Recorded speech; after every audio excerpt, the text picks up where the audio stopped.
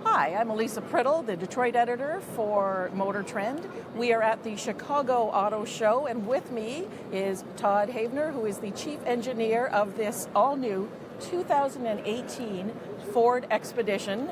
Obviously, this is a big honkin' SUV. It's a full-size SUV, and this particular one is a platinum trim Expedition Max, which means it's even bigger.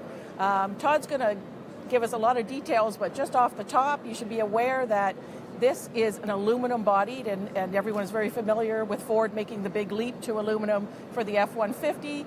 This is the same underpinnings. This has gone aluminum as well. The result is they were able to increase dimensions. I think it's about 3 inches longer wheelbase. It's an inch wider. It's an inch longer overall. Todd will correct me if I'm wrong, but it drops up to 300 pounds. So you have a bigger vehicle, weighs less, which should in turn mean that the 3.5 liter EcoBoost engine in here will get better specs, although I suspect Todd is not going to give us those numbers today, but we will ask him in a moment. But that's the broad overview, and let's take a look at this new Expedition. So, Todd, first off, are you going to give us any specs on engine or anything like that? Well, no, I mean, we don't have final certification numbers for performance and fuel. All I can say is they will be improved versus the outgoing. Okay. Do you know what the current horsepower and torque? The current horsepower is 355. Okay.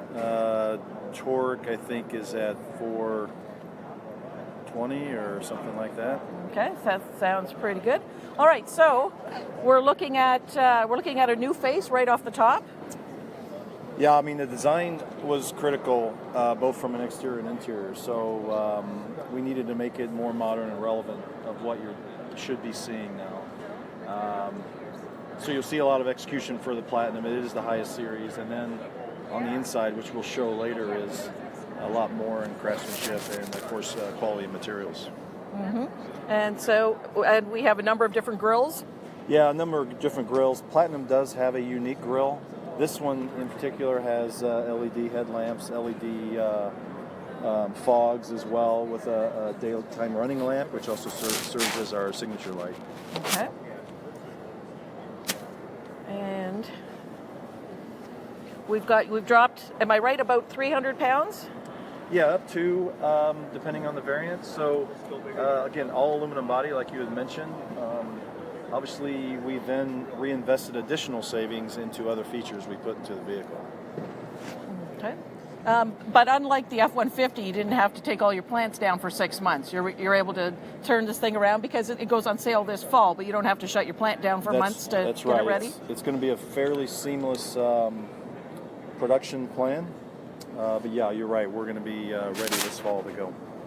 There are people asking about turbo diesel, rather. Of course, it is turbo engine. Sorry. Well, turbo diesel is clearly F-Series did it. We can't reveal what our cycle plan actions are. So at this point, we are the 3.5 EcoBoost as the standalone engine in the product with the 10-speed transmission. But obviously, this shares a lot with the F-150. It's the same underpinnings. So we've got a new frame in here.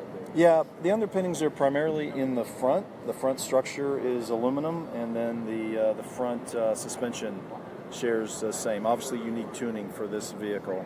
But aft of the A-pillar, it's unique underbody, unique chassis, frame, and everything. Mm-hmm. Now, people want to see the inside, so let's come over here and open the door. There is a lot of room in here. Yeah, one of the first things you'll notice on the console is we've eliminated the mechanical shifter. So now we are a rotary E-shifter. And one of the reasons why we did that is for space, as well as it's just more modern, it's higher tech. Plus, it also enables us to bring in future features. Like, as an example, a fully automated park assist, where you want the vehicle to shift on its own and you don't have to shift it. After that knob is the drive mode switch, and in there you'll be able to do on-road and off-road drive modes because we brought in terrain management and so forth. But the other thing too, with just the execution, you'll see it is a more modern look. There we've brought in all soft materials. If you look at the console, premium woods, I mean, the whole thing is laid out in wood on this series. In here, you'll see the media hub with a bunch of USB connections, but then also you'll see that's where we have the wireless charging. Right. Well. So you have wireless charging, and so we've got 8 passengers, and everybody can get power in some form. There's power everywhere, whether it's power points or USB. I mean, it was vital that every row had power, and so we did it. And so if you're in the second row, are there screens for? Yeah, there is an available family entertainment system now. We brought in-vehicle Wi-Fi. I mean, obviously this is a family vehicle, and so you see in the back of the headrest the family entertainment system screens. We can bring up in 10 mobile devices using the Wi-Fi signal. So if you're in the third row and you have your tablet or smartphone, you can watch the media that you're seeing here. And then with that Wi-Fi signal, you don't have to stay in the vehicle. It's good for up to 50 feet around the vehicle as well. So you're out camping. Great, yeah. You can sit around the bonfire. Great for tailgates and everything else, or right? tailgating. Otherwise, everybody's got to stay in the vehicle. So, you got to get out. Even though we like everybody to be in the vehicle, but it's good to get out as well. Yeah. And so, and people want big vehicles again. I mean, it's not just gas prices. Yeah. There's something going on that people want to stick, 3 generations of a family need to hop in the car together and travel? I mean, Gen Xers are in that life stage where, one, they may have some discretionary income so they can, buy these size of vehicles.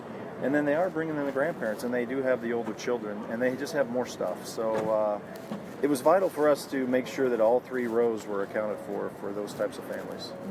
And the back row is easier to get into. Yeah, And we're gonna show the hatch first for people, and then we'll